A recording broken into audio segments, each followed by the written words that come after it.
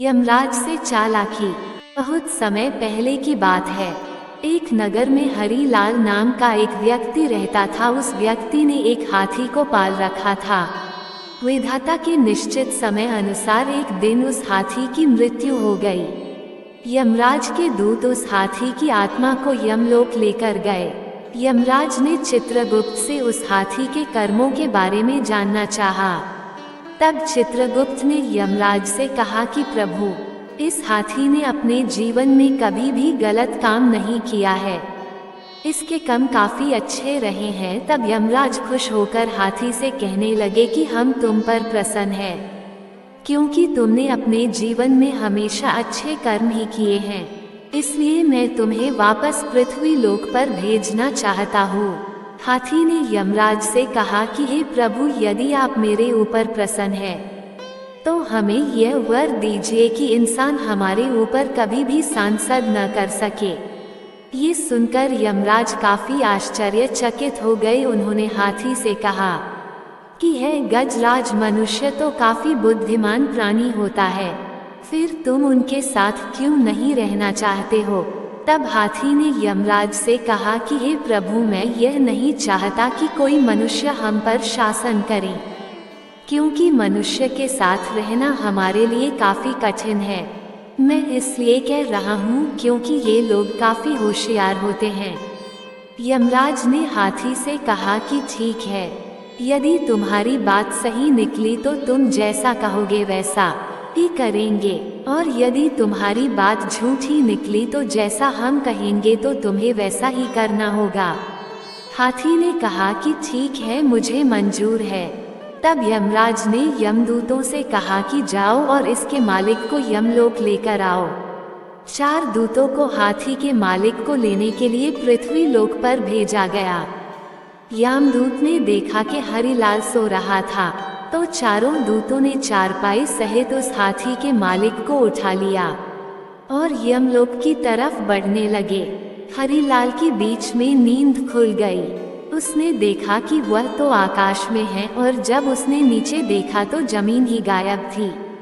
तब हरिलाल ने यमदूतों से पूछा कि हमें कहाँ लेकर जा रहे हो? तब यमदूतों ने कहा कि हम आपको यमलोक यमराज के पास लेकर जा रहे हैं।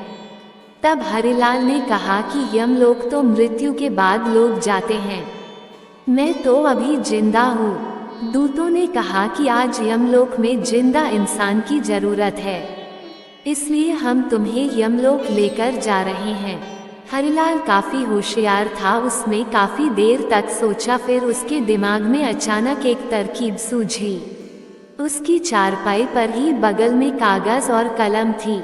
उसने कागज कलम उठाया और एक सादे कागज पर उसने लिखा कि हे यमराज महाराज, इस मनुष्य को अपना सिंहासन सौंप देना, यह मेरा आदेश है। और उसने भगवान विष्णु का हस्ताक्षर भी कर दिया।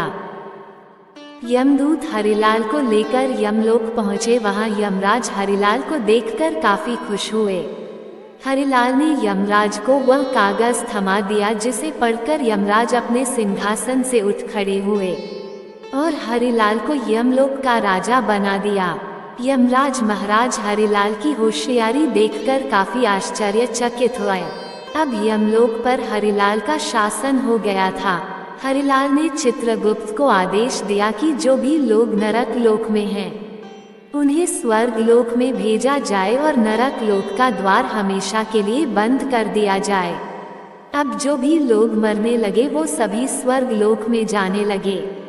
फिर यह बात भगवान विष्णु के पास पहुंच गई कि आखिर यमलोक का संतुलन डगमगा रहा है, सभी लोग स्वर्ग जा रहे हैं। ये सोचकर भगवान विष्णु यमलोक पहुंच गए और देखा कि यमलोक के द्वार पर यमराज बैठे हुए थे।